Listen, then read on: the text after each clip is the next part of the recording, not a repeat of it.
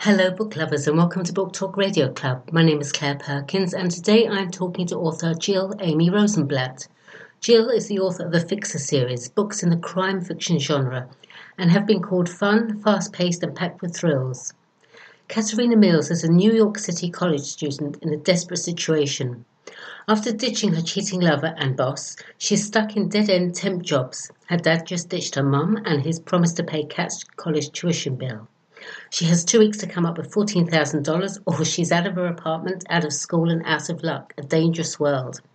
Hi Jill, welcome and thank you for coming on Book Talk Radio Club. Oh, thank you so much for having me. I'm so happy to talk with you today. Thank you. So, Katerina is a fixer. What is a fixer? A fixer is a person who is hired specifically to make arrangements for someone or who makes problems disappear. That's what they're most known for. Right. So the term fixer is most associated with someone who is doing something illegal. Right. That is their specialty. Well, your books have an interesting premise. I always like to ask authors where they came up with the idea for their books. Is it from experience or imagination? Well, this story is entirely from imagination. There is no personal experience here. I started with a very small idea of a woman and a man in negotiation. She needed something he had that she wanted, but I had absolutely no idea what this something was. Mm-hmm. And I had heard of the term fixer before, several times. There are a number of great TV shows specifically about people who are fixers. I think of Scandal. I think of the show Ray Donovan. So I knew that there were already programs out there that were addressing this type of individual who does this type of work. So I was really thinking about this, and I decided it would be interesting to make this an origin story. How did Katerina Mills fall into this line of work? So every book in the series is actually another step in her journey as she actually learns how to do this job. Okay. So for me, it requires a lot of research on maybe things that people shouldn't be doing, a lot of research into different ideas, different plots. But I love research. I absolutely love to do that. So it's a lot of fun for me to come up with these storylines.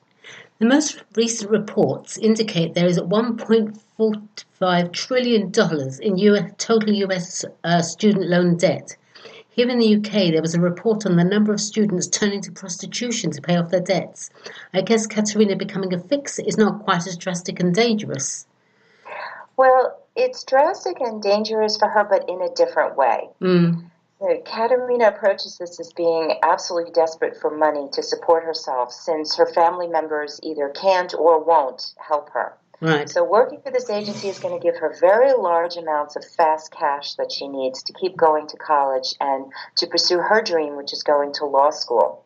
But of course, there's large amounts of cash are not just out there for doing small things. So she's getting paid a lot of money that's requiring her to take a lot of huge chances and risks doing things that she really should never be doing. Right. And what I think readers will find interesting, or I hope that they'll find interesting, is the fact that she's very young, she's very headstrong, and she's very stubborn. And she doesn't want to give up on her dreams. And because she's very stubborn, she really doesn't realize in the first book, in The Naked Man, that a life like this can really suck you in. And you think you can just get out and step away and leave any time that you want to, but it doesn't work like that.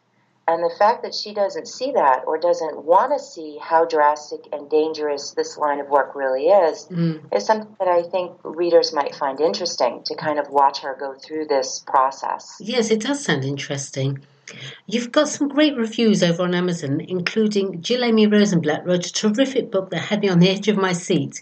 What was the proudest moment for you, Jill? The first sale or the first positive review? That's really very tough to choose from because both moments are so special to me. Right. When I saw the first sale, I was so happy that a reader was going to meet and get to know Katerina, and I hoped so much that they were going to become invested in her story. But that first review, I mean, that's just so amazing too, because it makes me so happy to hear that a reader enjoyed the story and enjoyed the experience. And it also tells me that I'm on the right track. Yes. I'm doing something right when I'm constructing these stories. So that means so much to me too. So, that's fantastic. The Killing Kind is book 2 in the Katarina Mills series. Would you like to tell Book Talk Radio Club's listeners about it without giving away the plot, of course? Oh, of course, thank you. The Killing Kind really sees Katarina taking on new clients and new assignments, and these assignments are going to challenge her to step up her game as a fixer. And they're going to push her further and further into even out of the gray areas and just right over into illegal criminal activity. Mm-hmm. So this is where she starts to get an idea that she may very well just be in right over her head. Sounds like it. And absolutely. And book 2 is also where Katarina starts to experience really up close and personal how this job is putting her directly and personally in harm's way. So she's meeting dangerous individuals, people who live a life of crime, and she's never really experienced this before. So I also want to mention that while each book, of course, has some standalone plots that are introduced and then wrapped up in each book, all of these books are connected to each other with stories that continue to carry over.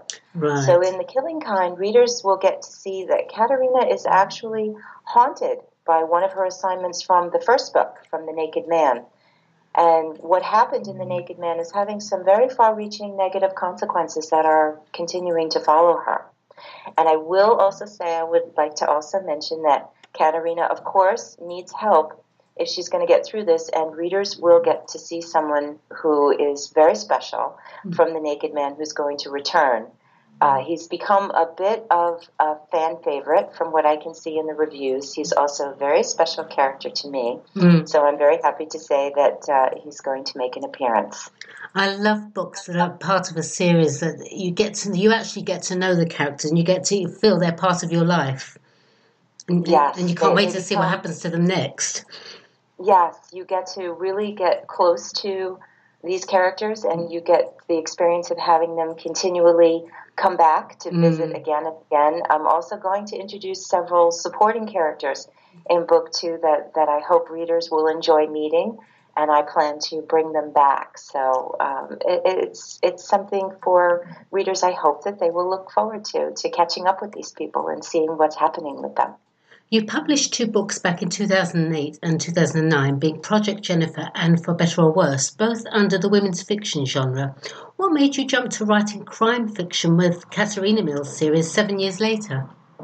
That's a great question. It's a wonderful question, and I have to be absolutely truthful and honest. Is I don't think I chose the crime fiction genre. I think it chose me. It was not something that I had planned on at all.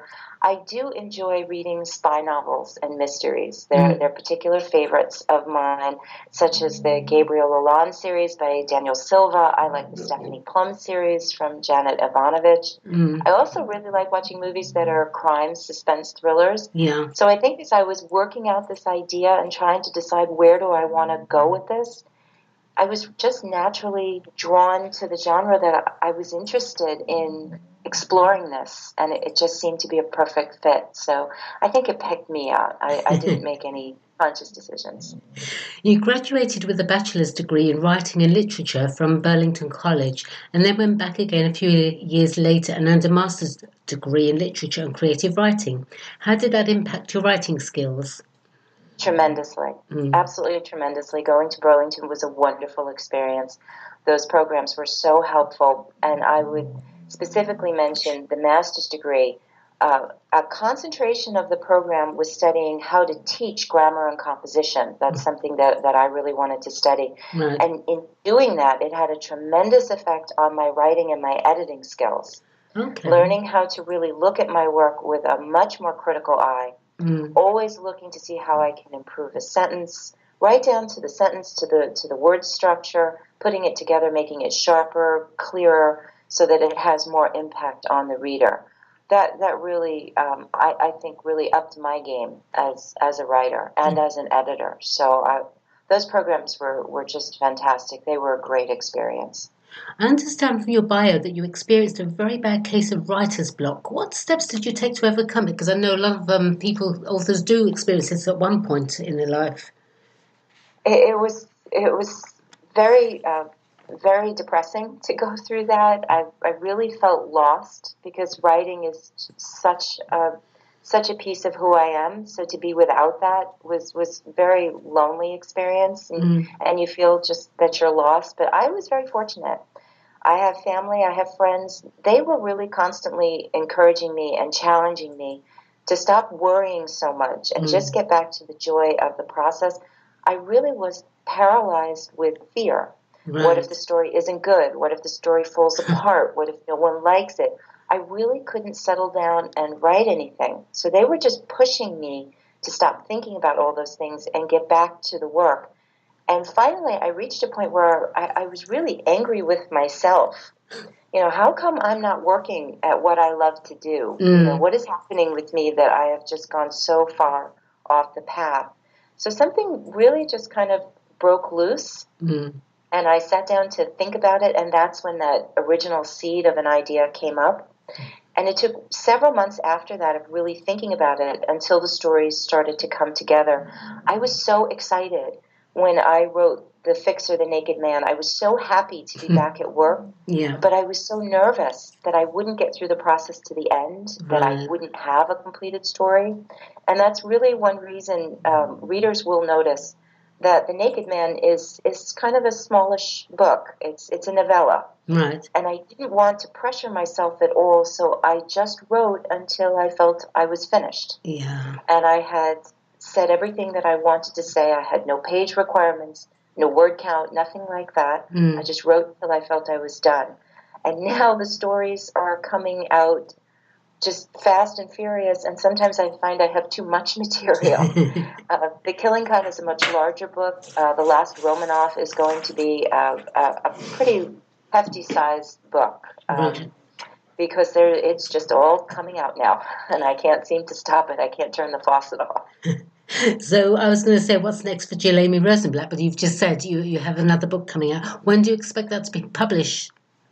I'm in the middle of the editing process right now. Okay. I hope to have it stay on schedule to be published by the late winter of 2018 of next year.